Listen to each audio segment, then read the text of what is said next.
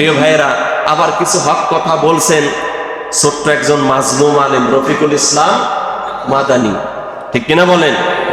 তিনি কিছু থলের বিড়াল বের করে দিয়েছেন, এই জন্য আবার অনেকের দুশ্মনও হয়েছেন। আব্দুর রহিম আল মাদানী ভাই এবং রফিকুল ইসলাম মাদানী ভাই দুইজনই কিন্তু থলের বিড়াল অনেকটা বের করে দিয়েছে, এই জন্য তাদেরকে অনেকেই দুশ্মন বানিয়েছে, ঠিক কিনা বলেন?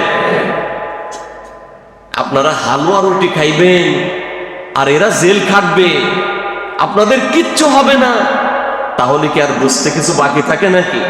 সেই কথা বলছে। এখন আপনারা তাদের বিরুদ্ধে উঠে পড়ে লেগে গেছে, উঠে পড়ে লেগেও কোনো লাভ নাই। সেই দিন আর নাই যে জালিমদের তত্ত্বাবধানে থেকে তলে তলে মজা মারবেন, সেই দিন আর নাই, ঠিক কিনা বলেন?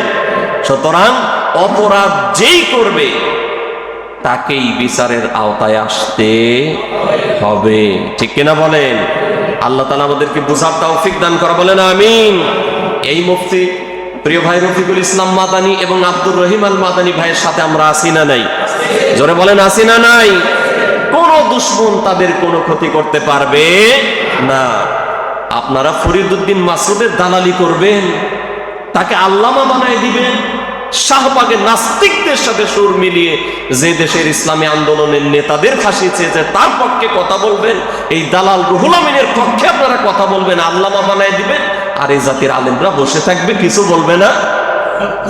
অবশ্যই বলবে। সুতরাং এই দালালদের কোনো ঠাঁই হবে না ইনশাআল্লাহ। জোরে বলেন ইনশাআল্লাহ। আপনারা থানা ঘেরাও করবেন, ওসিরে অব্যাহতি দিবেন, এত পাওয়ার কই ছিল এতদিন আপনাদের?